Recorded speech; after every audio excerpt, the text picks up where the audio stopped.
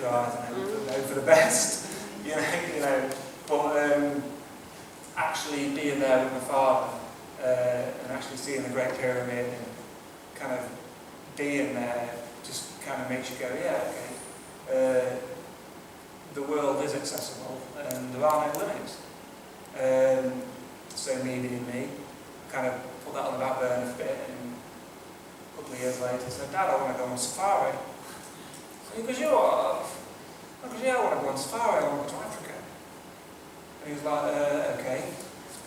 So I found a website that would take me, a company called Enabled, and they had I haven't got a picture of the van, but he had his selling point was he had a Mercedes van, fully adapted with a ramp and clamps in there, so basically he took you out on safari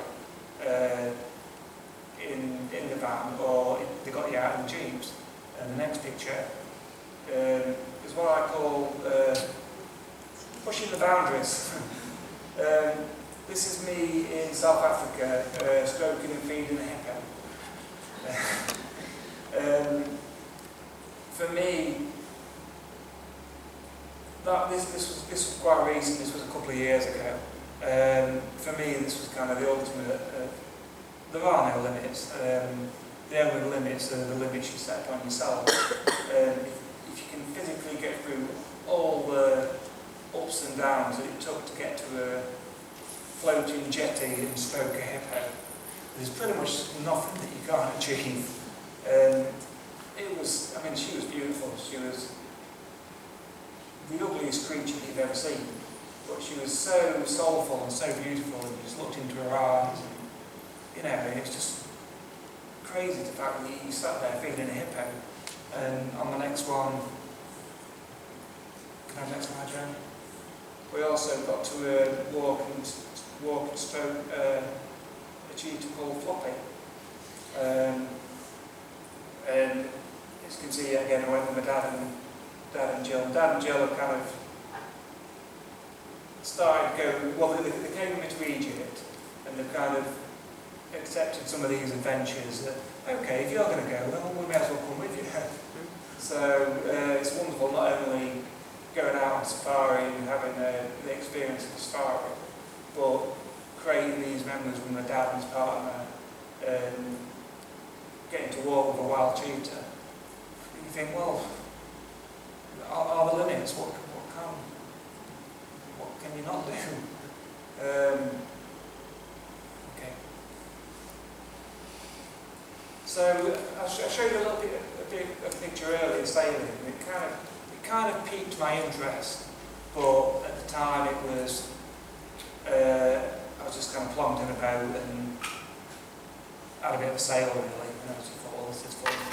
I came to hear of a project called Sailability, and their aim is to get disabled people sailing. Oh yeah, that sounds like it.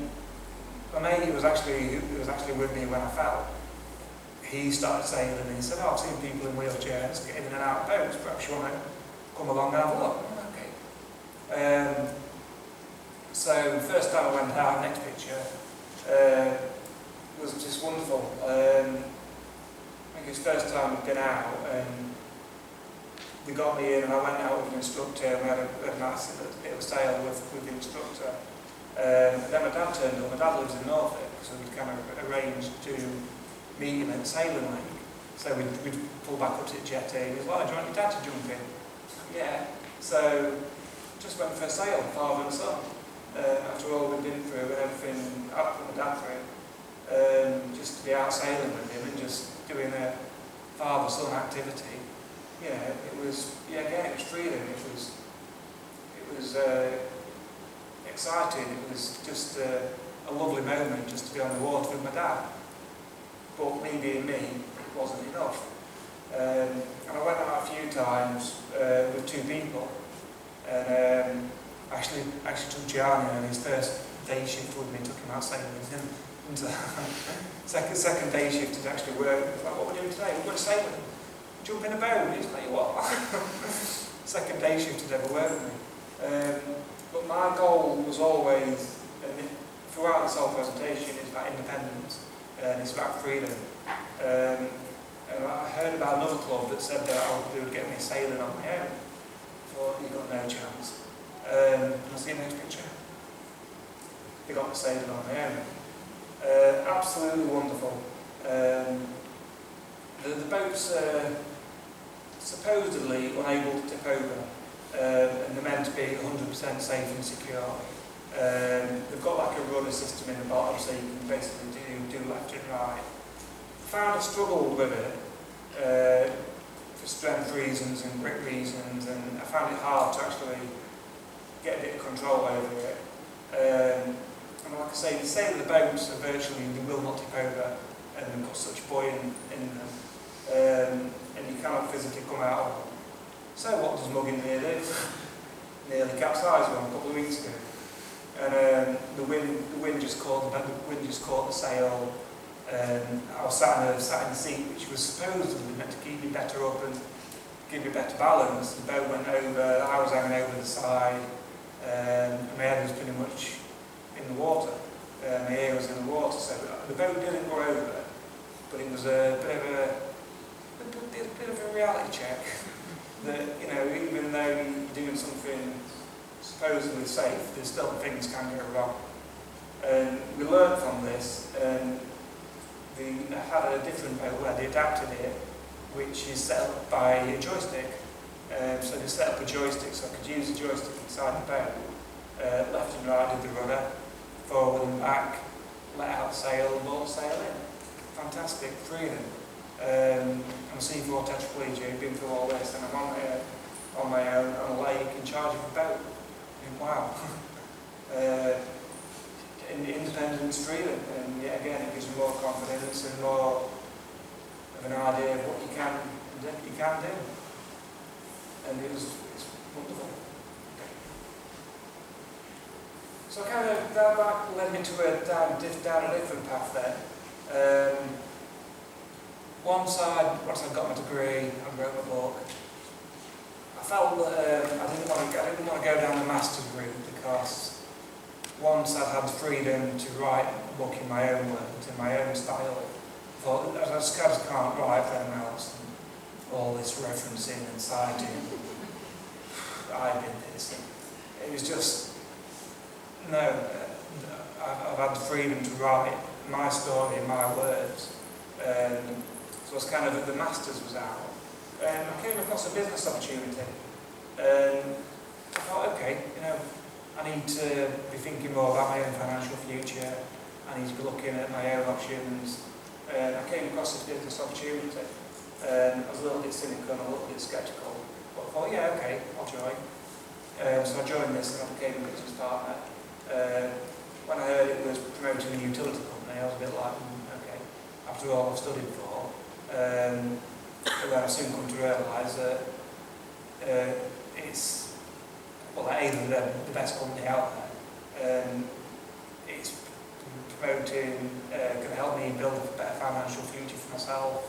It's going to hopefully build a lot of team members' futures, and going to help a lot of people create financial stability for themselves, along with saving money on the bills.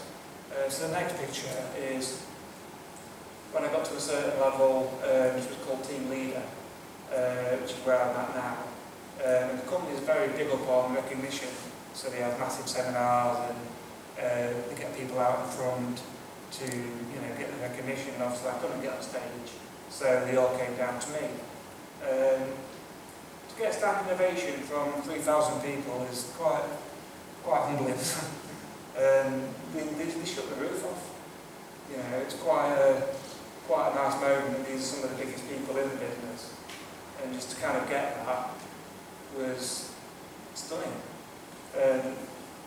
For me, this has given me, yet again, more independence, more freedom, and it's given me hope that financially, further down the line, I can do more travelling, I can buy more equipment, I can get off benefits, and I can actually live the life I want to live and do more things with my life than, you know, present finances allow. Because these chairs, these don't come cheap, and the vehicles, they don't come cheap, and when they break in, and constantly having to fix them and all that. You know, I want the independence to be able to pay for them myself. So it's been a bit of an interesting couple of years with this so far. And then next one, I thought I'd end on, I think this was a nice kind of way to wrap up things really. A lot of things for me along this journey about being about independence, about doing stuff myself. At times it's been a very lonely road. I lost a lot of friends throughout this. People couldn't talk to me, they were walking across the streets to avoid me. I lost a lot of real friends, and turns out they weren't friends after all. Over time, more and more people have kind of just accepted me as who I am. Normally I've got a story to tell, or I've got a tale or something, and like, well, you haven't changed, have you? So I decided for my 40th to get together and have a fancy dress party. And the next picture kind of shows a good mixture of some of the people, some old friends, some new friends that I've met kind of along the way. And I thought it was just a nice way of ending with the importance of, you know, having people in your life and having people that are going to support you, and people that somehow I've met along the way. It's kind of the last minute end of the night photo, but I thought it was quite funny. My idea was, I kind of went with, it was supposed to be kind of Brian Potter, Phoenix Nights, but it's kind of turned out just to be a grumpy old man. So it's kind of a bit of a, you've got to laugh at yourself, haven't you, really? So, I think the next slide is basically just, and basically just to finish off, a couple of websites. One, the top one is the one that I promote the book. So I have got some copies of the book for sale that people will be interested in buying them. And the other one is my business website, where you can look at and you can find a way of either saving money or making money. So I thought that would be just something to finish on. So yeah, that's me.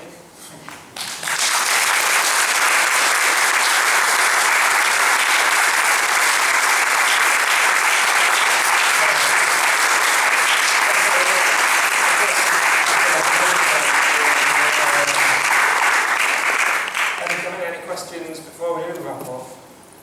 An incredible journey, I'm sure you'll agree. And Trev's book is here. You haven't told us how much it is, so it's probably really expensive. I'll sell them for £10. So £10. There's only 10 copies. I don't think that's too bad. Come and see him. And I think we've got about 5 minutes for questions, because refreshments are at 3:15. 2 questions. Right. 2 minutes. Okay, so any questions? If anyone's got a question or a comment or something they'd like to say, let me know.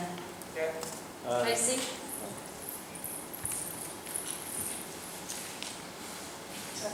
Yeah. Yeah. Trevor, your story is just phenomenal. I just want to say what a fantastic way to start a conference, because your whole thing is infectious. It's really, so thank you so much for that. It's been an honour to tell it. It's the first time I've really told my story in this depth in this kind of situation, and it's been an honour to tell it. So Thank you. I know that was from the heart, Tracy. I'd just like to add to Tracy, what a way to start a conference, really reflecting on my journey, where I've been. Thank you very much. Thank you.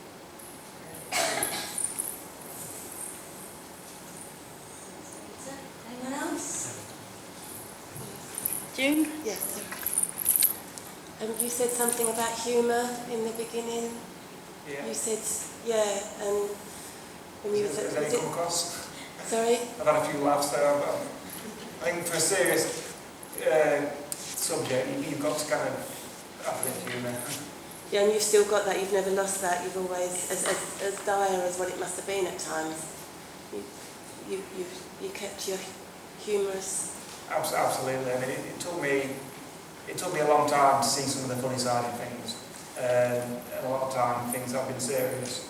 But and end of the day, the way I always see things is, I had my injury 15 years ago now. I could quite easily not been here. And every new year, it could be like, remember Trev?